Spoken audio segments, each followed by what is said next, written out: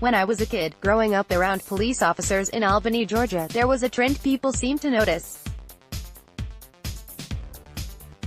I remember a friend of my father's telling me that odds were good that I'd either end up a police officer myself or end up a criminal. That seemed to be the trend, and while I told him I wouldn't be either, nothing against the police, but it's something my father didn't want me doing with my life, I also knew the trends. For the son of a Boston police captain who was one of the first responders at the deadly Boston Marathon bombing in 2013, he took that trend and ramped it up to 11. Yesterday, he pled guilty to charges of terrorism.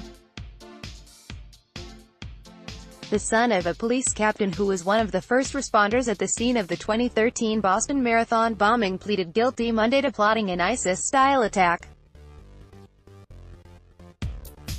Alexander Chicolo faces 20 years in prison for plotting to use guns and homemade bombs to attack a college campus to support the Islamic State group. Sentencing has been scheduled for September.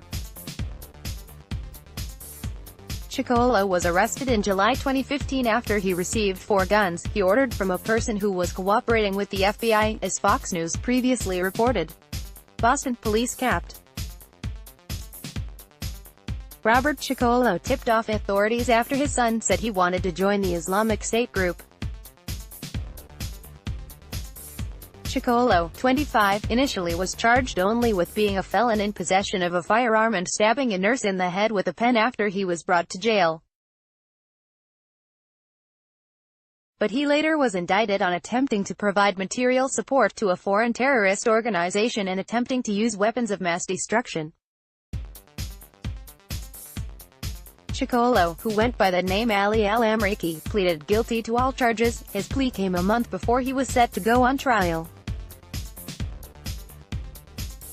This has got to be tough for the father, especially since he was the one who first alerted the authorities to his son's behavior.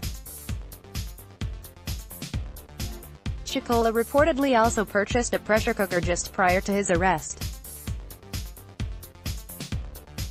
As some of you may remember, the Boston Marathon bombers used pressure cookers to build their devices.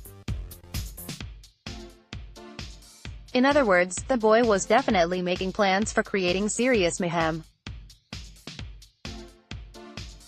The purchase of firearms indicates the plan was a mass shooting type attack, possibly kicked off by using a bomb to flush people toward an ambush point. But that's just speculation on my part. What we do know is that a potential terrorist is off the streets, and with his guilty plea, he'll stay off those streets for a long, long time. Hopefully, the boy can get his head screwed on straight long before he gets out. While his life is completely ruined, at least then he'll really understand why he's locked up. Frankly, I don't have any pity for him and his ruined life.